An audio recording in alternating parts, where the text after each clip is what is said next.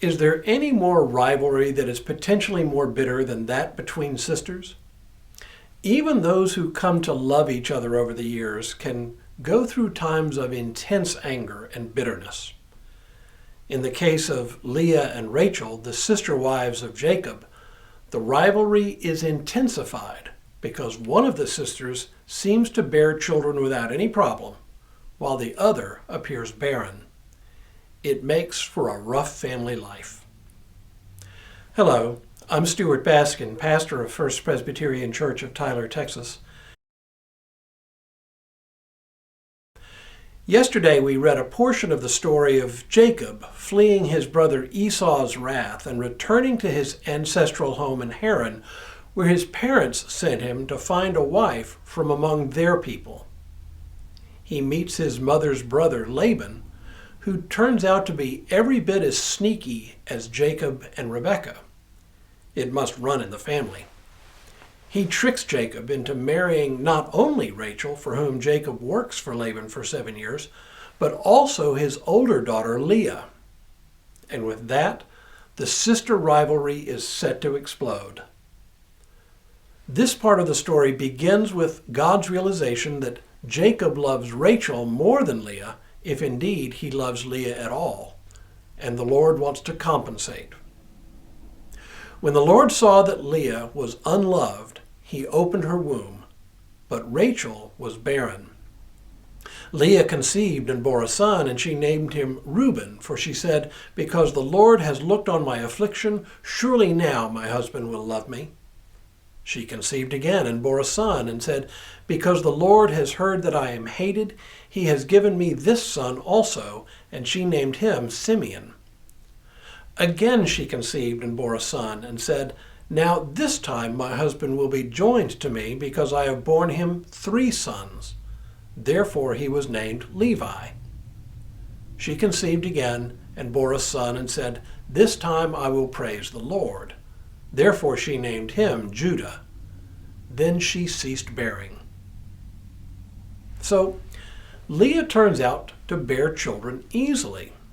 In the course of a few years, she produces no fewer than 4 sons. And if that were all there were to it, things might have gone all right.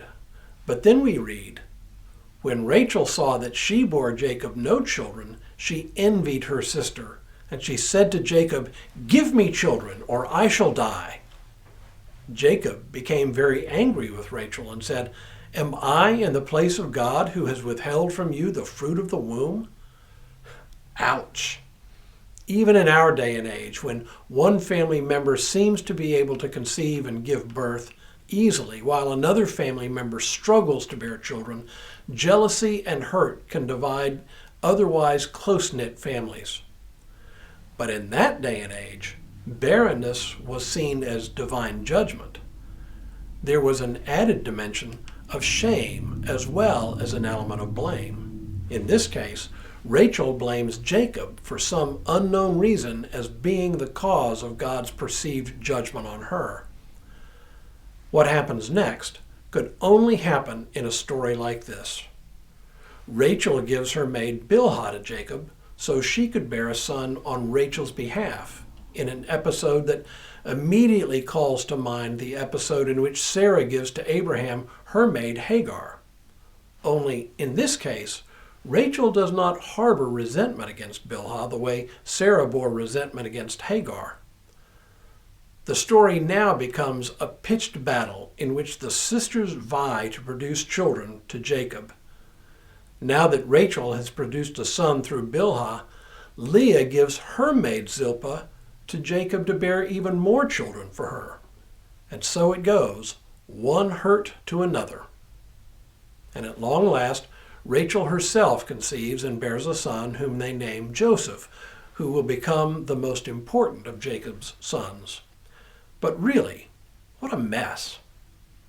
Not only does Jacob have 2 wives, which would surely create its own jealousies, he has sisters as wives, which only increases the bitterness of the jealousies.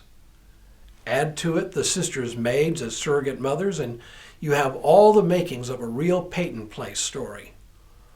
All of which returns us to the question, Why in the world does God choose this family to bear the promise of blessing and redemption to the world? Surely a more normal family, one without all the drama this family dishes out, would be a more appropriate family, one that could actually model what it means to live as God's chosen people. But maybe, just maybe, there is a point to all of this.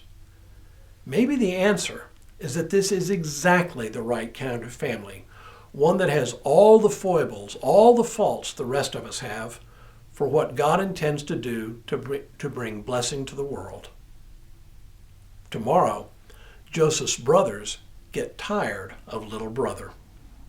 But for now, may God continue to bless you and keep you in all that you do, this day and in all the days ahead.